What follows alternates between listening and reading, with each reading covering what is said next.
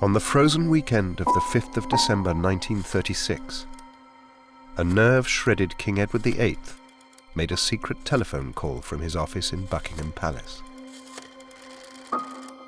In a private conversation with his brother, he confided that he could no longer be king if it meant abandoning the woman he loved. But recently declassified documents have revealed that his every word was being scrutinized.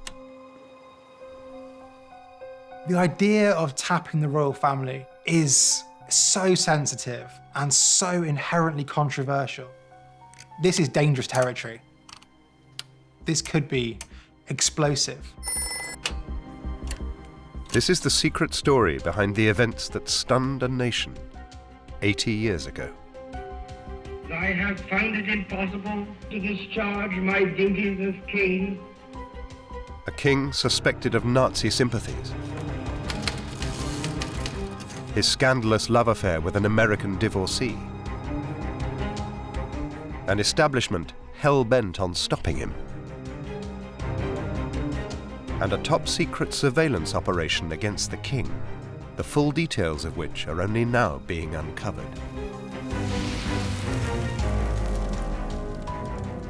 The government has always maintained that it does not intercept or tap royal communications. This episode turns history on its head. The greatest royal romance of the 20th century can now be seen through a unique new perspective. The eyes of those who spied on Edward VIII and Wallis Simpson, creating a secret dossier unlike any other in British history.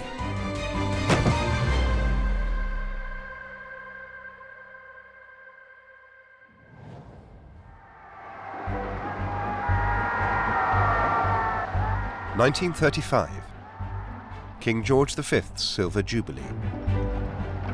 Their Majesties rode out on the first of their processional drives through London. The weather has combined with them to make this day a day of never-to-be-forgotten splendor.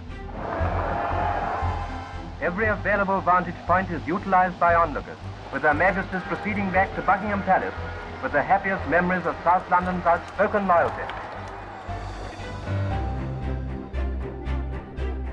At the celebratory garden party were all the members of the royal family, including the young Princess Margaret and the future Queen Elizabeth.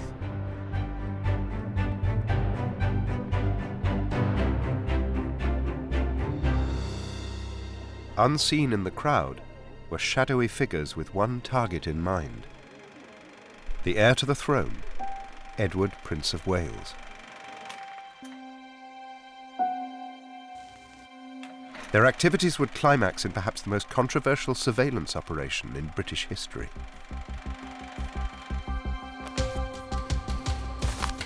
So controversial, it's been a state secret for almost 80 years.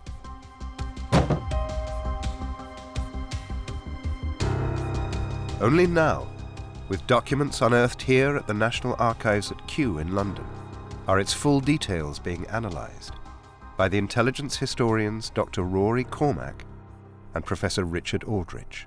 This is Cabinet Office material that's only just been released. What is remarkable about this is that for the last 20 or 30 years, British government has been telling us that it does not intercept or tap the communications of the royal family, and indeed there have been a number of inquiries in which this has been stated repeatedly. This is not the intelligence services acting alone. This is not spies acting as rogue elephants. This comes from the very centre of power. The subject of the operation was a wayward prince who would soon be sovereign of the greatest empire the world had ever seen. He was dazzlingly good-looking as a young man, wearing a Fair Isle sweater, a cap on the side of his head, a cigarette hanging out of his mouth, going out on the beach in a rather small pair of swimming pants and winking at all the pretty girls, nudging them, you know, and having fun.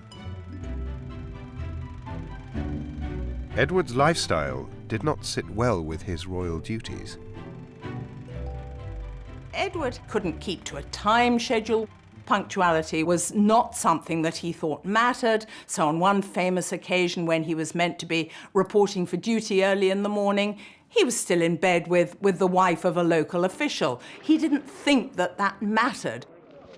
Many of his courtiers despaired of him because of not taking his job as heir to the throne seriously, and that gave him the reputation of being the playboy prince.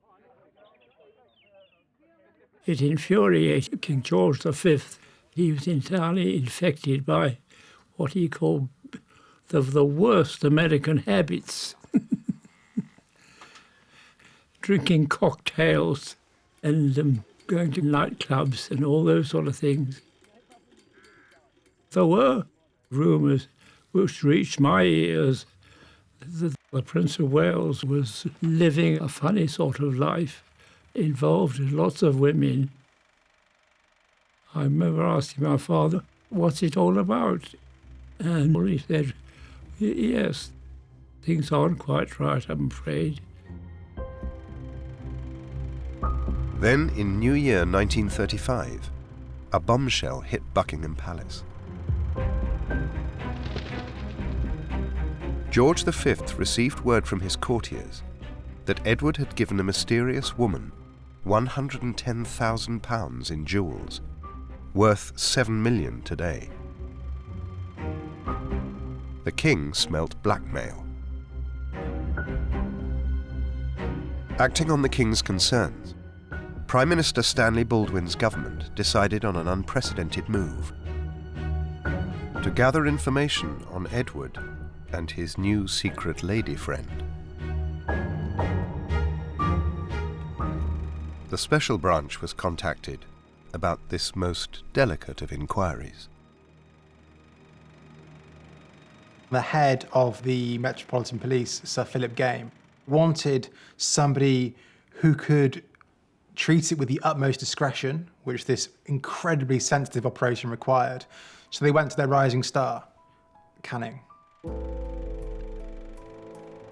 Albert Canning was the son of a prosperous Essex businessman and joined the police in 1909. Superintendent Canning is perhaps the most impressive police officer of the 20th century. He is taken into the special branch after only 6 months on the beat. He's promoted extremely rapidly, and he's politically sensitive and astute. He's that rare breed of police officer who is chosen to do political surveillance because he knows what the boundaries are, he understands all the complexities, and he understands the limits to which the police can go in this sensitive area. Canning's first target was the recipient of Edward's gifts. Her name, Wallis Simpson, was known to the king, but little else. Canning began to investigate her background.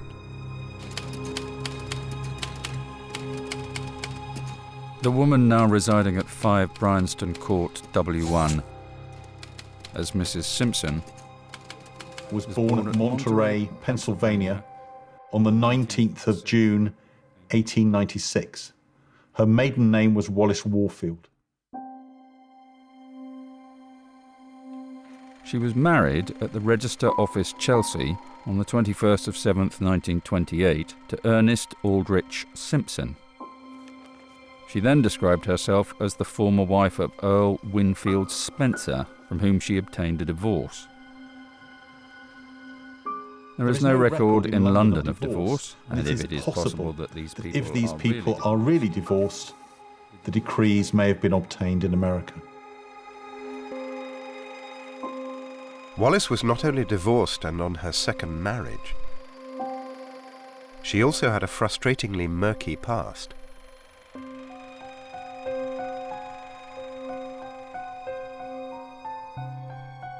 We're not in the age of the internet. You can't look these things up.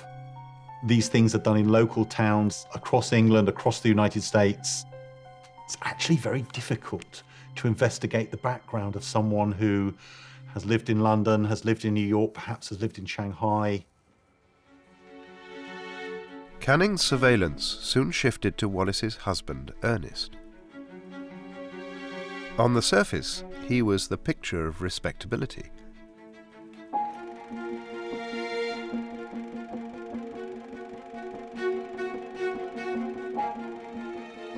Ernest Aldrich Simpson held a commission in the Coldstream Guards. He relinquished his commission on the 1st of April 1920 with the rank of second lieutenant. But when Canning probed deeper, Simpson too turned out to have an uncertain past. On this occasion, Ernest Aldrich Simpson described himself as the divorced husband of Dorothea Parsons Simpson. There is no record in London of divorce. This is a problem for the police because Ernest Aldrich Simpson is quite an ambiguous figure. He's part of a new class of people who are moving around a cosmopolitan world in the early 20th century, and their allegiances are at best difficult to ascertain. His first wife has disappeared, no information is available. It suggests that his personal life is complex, and there's a lot of unanswered questions here. Scotland Yard officers began tailing the Simpsons, Wallis in particular.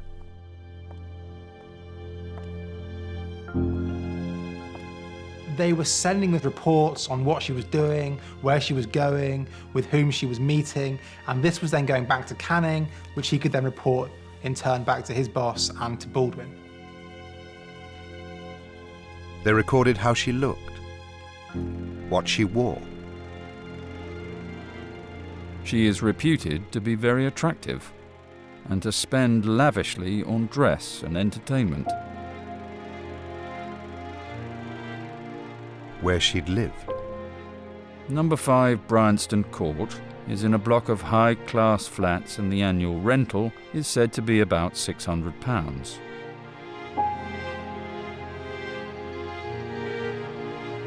Most important of all was Wallis's private life. After surveillance of her Bryanston Court flat, Canning's team concluded that one man seemed particularly close to Wallis. The POW visits frequently. Mrs. Wallis Warfield Simpson is the woman who is now associated with the POW. POW was the Prince of Wales. The deeper Canning and his men probed into the relationship, the clearer it became. A royal scandal was in the making.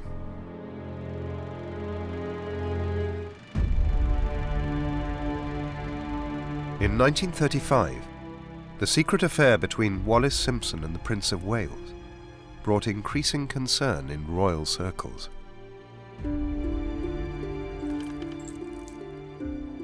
Courtiers would despair. It was known that the Prince of Wales was paying her not only, some believed, £6,000 per annum, but he was giving her presents of jewellery and furs. They believed she was common. They believed she was a gold digger.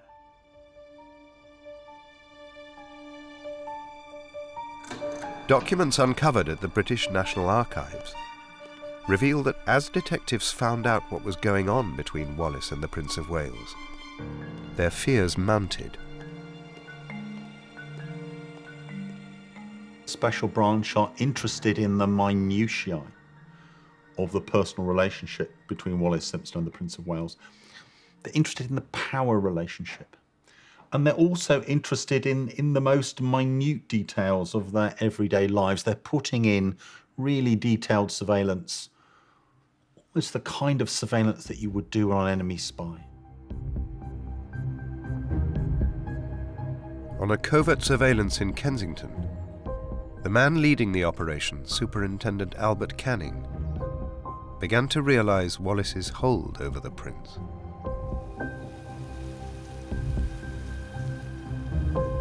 Within the last few weeks, Mrs. Wallis Warfield Simpson visited an antique shop in Pelham Street, South Kensington, in company with the Prince of Wales.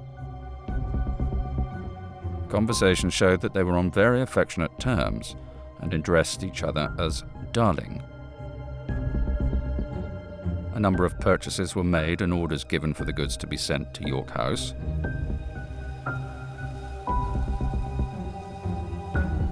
The opinion of the dealer, expressed after his distinguished client had left, was that the lady seemed to have the Prince of Wales completely under her thumb.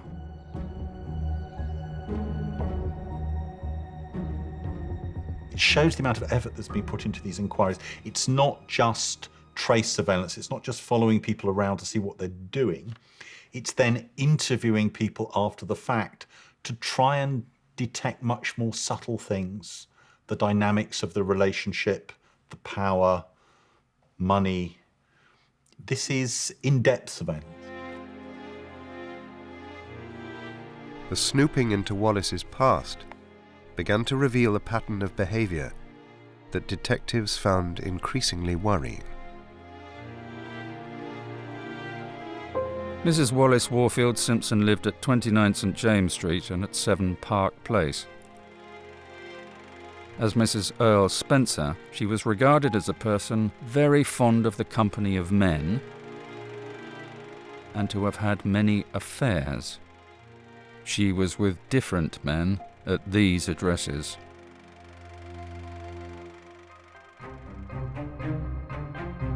These addresses were concentrated in an exclusive area around Mayfair. They belonged to a racy London set regarded as cosmopolitan and often promiscuous.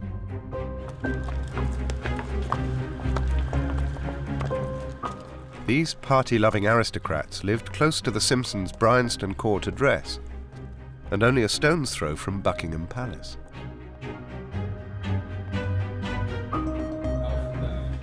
Canning wanted to find out whether their lifestyles might compromise the Prince of Wales.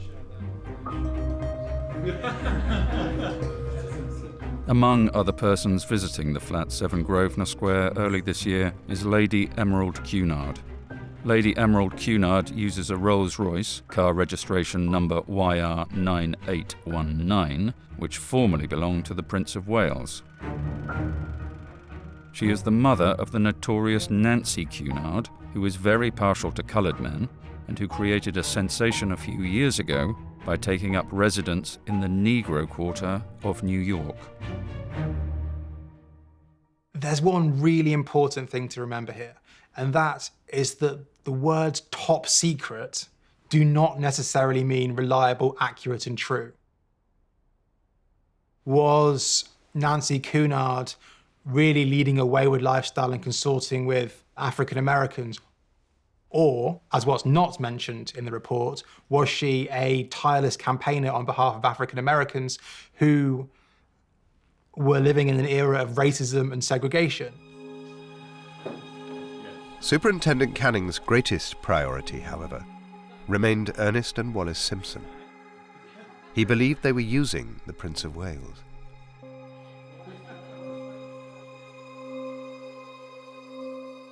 Ernest Aldrich Simpson, described as of the bounder type, makes no secret of his wife's association with the Prince of Wales and seems to enjoy some reflected glory because of this and to make what capital he can out of it. In the summer of 1935, Canning's detectives made a surprising discovery.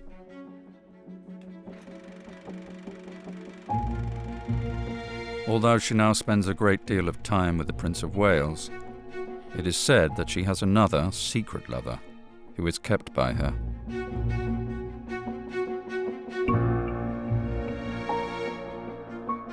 Particulars of the young man concerned could not be ascertained.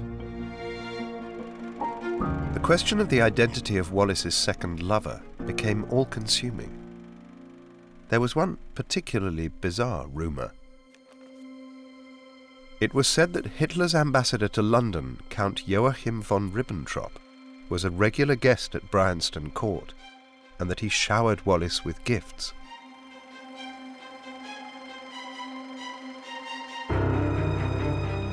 The idea that the heir to the British throne's lover was also having intimate relations with a leading Nazi beggared belief. On July the 3rd, 1935, a second report finally solved the mystery. It confirmed that Wallis did indeed have a second lover, but he was no Nazi. Commissioner, the identity of Mrs. Simpson's secret lover has now been definitely ascertained. He is described as very good-looking and an excellent dancer. He meets Mrs. Simpson quite openly, but secret meetings are made by appointment when intimate relations take place. He is Guy Marcus Trundle. He is a motor engineer and salesman and is said to be employed by the Ford Motor Company. It is not known what salary he gets. When Canning and his officers did find out the identity, they may have been slightly relieved, but at the same time, they were worried about the potential for blackmail, about the potential for nefarious influences on the Prince of Wales. It was a very tangled web. The Prince of Wales seemed set on a woman who seemed far from set on him. It had the makings of a disastrous public scandal, and one the Prime Minister was desperate to keep quiet. Baldwin was terrified of the impact these stories would have if it came out. And so he wanted to make sure that it was managed as carefully as possible. And by and large, he succeeded. He and his government managed to ensure the press barons suppressed the story, essentially, so it was known to as small a circle as possible. So far, King George V and Prime Minister Baldwin had succeeded in keeping Edward and Wallis's relationship secret. All that was about to change.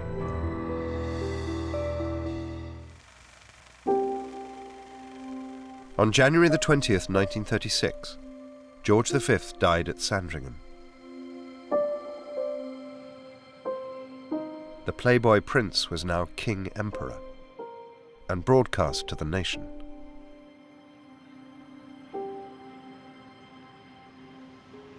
The homage to the late king's memory is a thing that we will never forget. It now falls upon me to succeed him and to carry on his work. Edward's lover, Wallis, was now a queen in waiting. The king had thought she was Helen of Troy. For him, it was a love that was more than love. It was a schoolboy crush gone mad.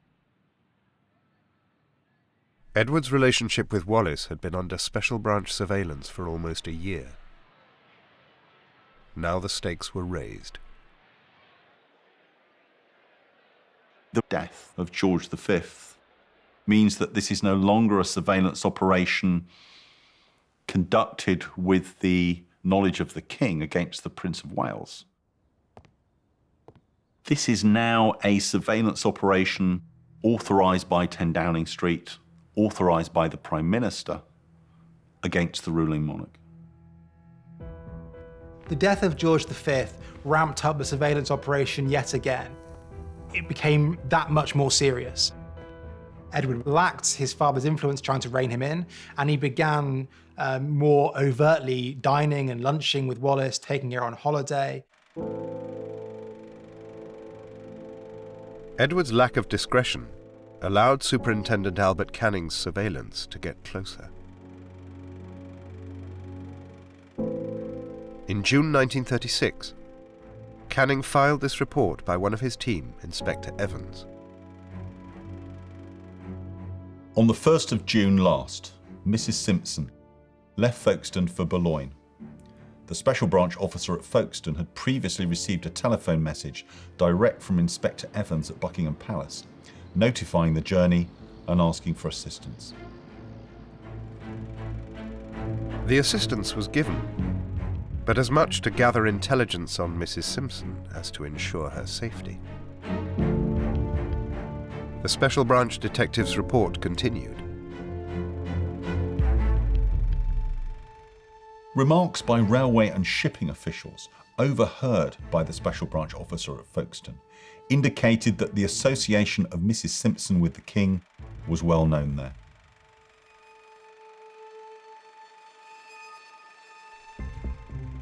Baldwin's efforts to keep the royal romance under wraps were beginning to unravel. Whatever influence the Prime Minister might exercise over newspapers in Britain, he had no control over the press abroad. And they were starting to run the story. In the American weekly magazine Time, for June the 8th, there is a paragraph referring to a dinner given by the King at St James's Palace, among the guests being, quote, Mrs. Ernest Simpson, the former Wallis Warfield of Baltimore, known to the world's press as King Edward's favourite dancing partner.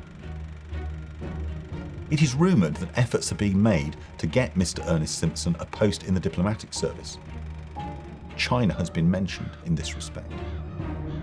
So it's as if there's a concerted effort to get Ernest Simpson out of the way, and indeed to move him as far away as possible. Edward and Wallis were becoming more brazen. In the summer of 1936, Edward was absolutely determined to break protocol and hire a yacht, which was called the Narlin, for a cruise up the Dalmatian coast. And he was absolutely insistent that Wallis would go with him, and this time, of course, without Ernest. One of the things that they did to the yacht was strip out the library, because they didn't have a need for books or newspapers, and they turned the library into a bar. So one of the courtiers referred to this yacht as a floating whorehouse because of all the shenanigans that were going on board. Nothing, it seemed, would prevent Edward being with Wallis, regardless of what his advisers told him. In particular, the King's private secretary, Lord Wigram, was coming under pressure.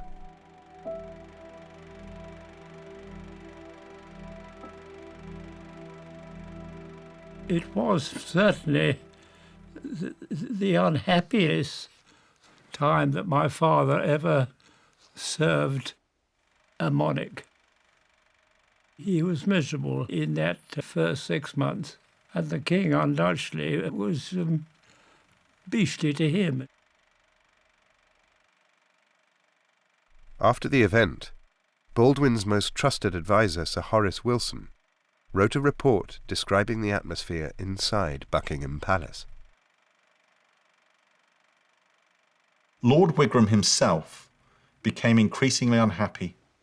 He was disturbed about the King's habits, his subservience to Mrs. Simpson's wishes, his consequential extravagance, his treatment of the staff at Buckingham Palace, who felt that the interference with their own positions and salaries was only a device for obtaining more money with which to please Mrs. Simpson.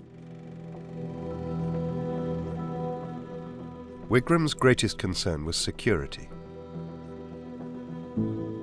Top-secret cabinet papers were carried in red boxes from Downing Street to Buckingham Palace, where they were meant to stay.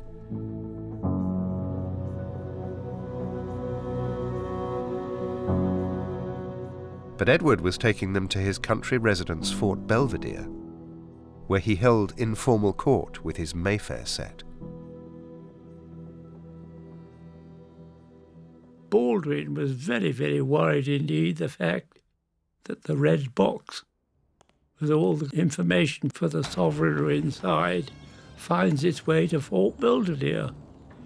And is often left there completely unlocked for all to see. I think for Mrs. Simpson as much as anyone. For Edward's chief adviser, it was the last straw. Lord Wigram resigned. At the same time, Lord Wigram made it clear that, in his view, The case was one where it was almost impossible to appeal to reason and judgment, and he gave no hope that anything that might be said would be effective.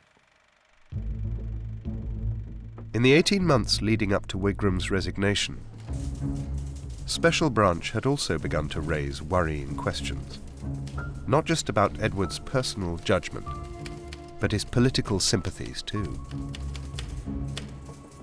Documents reveal details of a meeting between Edward and the controversial fascist leader Oswald Mosley. For Canning, this was significant.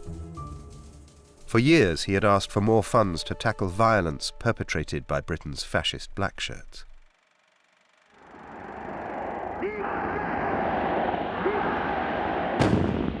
With the rise of Hitler, Canning's concerns about Mosley became more pressing. In Britain, Sir Oswald Mosley offered himself to the people as a Hitler with an Oxford accent. In other words, I'm told that Hitler is mad. Well, I've got another view myself. Prince of Wales met Sir Oswald Mosley at the London residence of Lady Cunard early this year. There are multiple concerns here. It's not just the Prince of Wales and Oswald Mosley. He is interested in what's going on with the British Union of Fascists, and he wants details. And he wants it from the horse's mouth. Canning was particularly concerned about Edward meeting with Oswald Mosley. The surveillance notes suggest that they had a longish conversation and not a hostile conversation. Prince of Wales questioned Mosley regarding strength and policy of British Union of Fascists. These were explained at length by Oswald Mosley.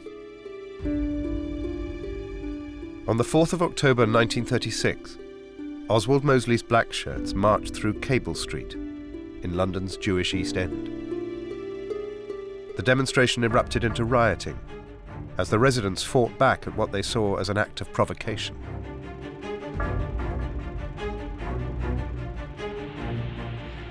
Meanwhile, King Edward refused to condemn anti-Semitic violence, either in Britain or Germany.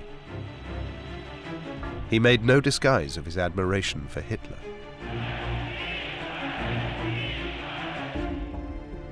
At the same time, Edward's relationship with Wallis went critical. Just 3 weeks after Cable Street, on the 27th of October, Wallis filed for divorce from her husband, Ernest Simpson. As far as Edward was concerned, what mattered was having Wallis by his side. He'd only go ahead with the coronation and becoming king if he could have Wallis as his queen. She would say to him things like, "Oh, you're a heartbreak to any woman. I know you're not going to marry me." And he responded by saying, "I'm absolutely deadly serious. I am going to marry you." On the high society grapevine, rumours of marriage were now beginning to circulate.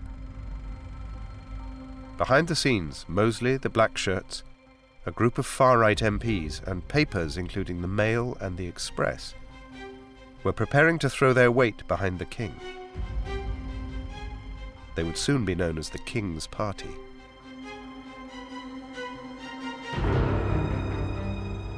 Increasingly, Edward VIII was seen by the far right as the figurehead for a new order, with a new queen at his side. On the 3rd of November 1936, Edward performed the state opening of Parliament. A Labour MP asked a worried PM, "Are we now to have a fascist monarchy?" By the winter of 1936, the royal crisis was approaching its climax. The king, it seemed, was on the road to catastrophe. On the 16th of November, Edward VIII summoned his Prime Minister Stanley Baldwin to Buckingham Palace. The king came straight to the point and said, either I marry Wallis and become king, or I marry Wallis and I abdicate. But I'm going to marry Wallis, come what may. The idea that a woman who had actually been divorced twice and was American to boot.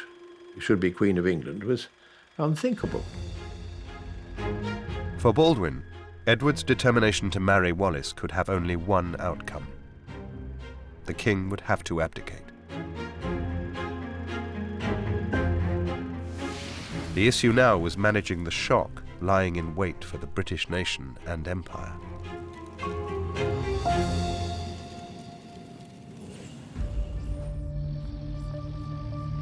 Two weeks later, the press made public for the first time the story of Edward and Wallis's relationship. The people were bitterly divided, for and against. This is a time when many people thought that the stability of the country depended on the stability of the royal family. This was a hierarchy which set the social norms, moral boundaries for the country at large. Senior politicians and officials were worried about people taking to the streets to protest, and it's no exaggeration to say that they feared revolution. The thrusting of Wallis into the public limelight raised concern. She even received death threats and was sent to the south of France for her own safety. 2 special branch detectives accompanied her as bodyguards. In early December, Wallis was overheard calling Edward, telling him to hold firm and not to abdicate.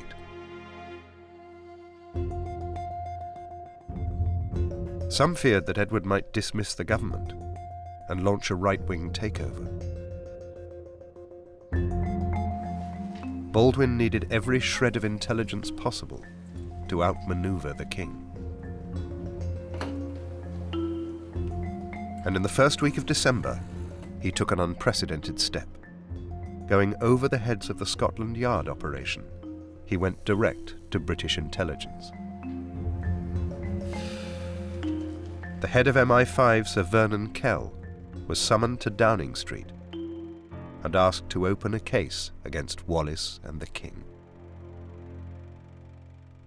Kell is pretty horrified by Baldwin's request, and his initial response is no, this is not about a security threat, this is about politics, and MI5 cannot go there. Kell didn't think it was his concern to go through the dirty knickerjaws of the aristocracy because this was not a security issue in his mind. It was a social issue. It was an issue about hedonistic lifestyles and transgressions of social norms and boundaries. It was potentially a party political issue regarding Baldwin trying to shore up his own position. But for Kell, it wasn't necessarily a security issue and therefore did not warrant MI5's involvement. Kell decided that this was not a decision that he could make alone and referred it to the board at MI5. The governing board of MI5 look at it. They consider Baldwin's arguments that this is not just about politics, it's also about security. And eventually they advise Kell that he has to do what the Prime Minister has requested. Baldwin asked Sir Vernon Kell to tap the phones of Edward, his younger brother and future King George VI, and of Wallis Simpson and residences on the continent. For 80 years, the unprecedented order to tap the phones of the royal family remained a state secret. The authority was given by the Home Office and Sir Horace Wilson, Baldwin's closest official advisor. Most secret, the Home Secretary asked me to confirm the information conveyed to you orally, with his authority by Sir Horace Wilson, that you will arrange for the interception of telephone communications between Fort Belvedere and Buckingham Palace on the one hand, and the continent of Europe and various addresses in London on the other. It's a truly remarkable document. It is sensitive almost beyond words. It's one of the most fascinating documents I've ever seen because it raises real issues about the extent and authority constitutionally of cabinet ministers to order surveillance. And the figures involved here are the Home Secretary and Sir Horace Wilson, who is a very senior official in the Cabinet Office. So this is coming from the very centre of government. This is clearly being done on Baldwin's orders. Edward thought his calls were safe, protected through the Royal Exchange at Windsor.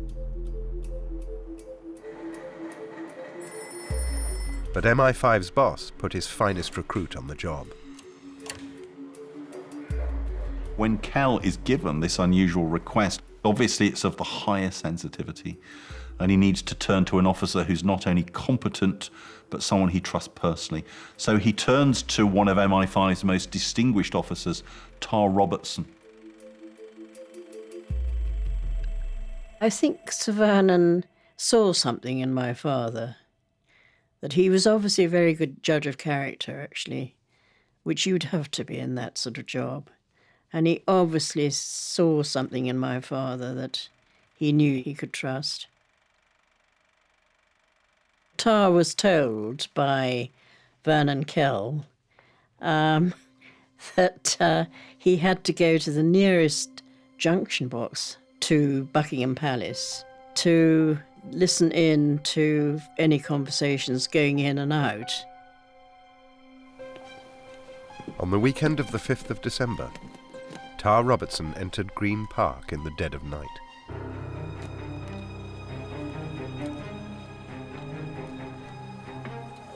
Poor Sir Vernon Kell must have been sitting there at home, sort of thinking, chewing his nails, wondering what was happening. By placing a wiretap inside the telephone junction box at Green Park, Tar Robertson and his headphoned colleagues could eavesdrop on phone calls between Wallis Simpson, the King, and his brother, circumventing the Royal Exchange at Windsor.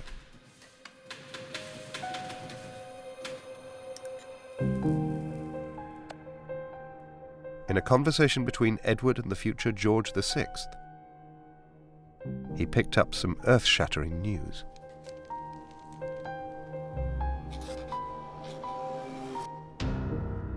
He always joked about it.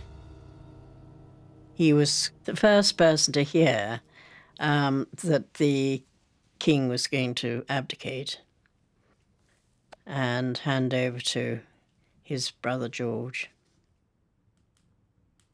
And, I mean, what a scoop, really, when you think about it.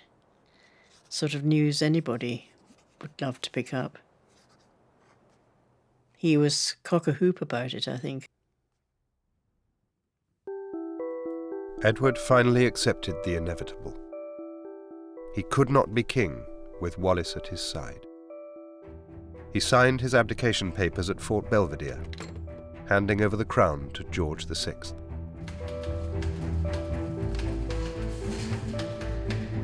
On the 11th of December, Edward officially announced his abdication on the BBC. I have found it impossible to carry the heavy burden of responsibility and to discharge my duties as king as I would wish to do, without the help and support of the woman I love.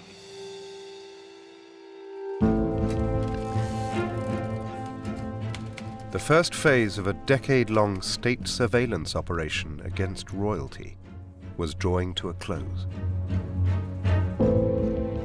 So was Downing Street justified in spying on and tapping the phones of the reigning monarch and royal family? Initially, I was shocked, but on reflection, it's clear that Edward VIII and Wallis Simpson did represent a potential security threat, partly because of the social contacts that they had with the far right, also because of this looming King's party of political chances and extremists. What Baldwin is engaged in is protecting a democratic government. Tapping the royal family would be one of the most controversial decisions a prime minister could make. I think under the circumstances, it can be justified. If that member of the royal family is posing a threat to national security, to the British Constitution, or to liberal democracy, there is a case to be made. They're not above the law. Next time, the operation continues. We follow the spooks who followed Edward and Wallis across 2 continents and reveal Wallis's secret plan for revenge. I will return to England and fight this out to the bitter end. The coronation will be a flop. I will publish in every paper so that the whole world shall know my story.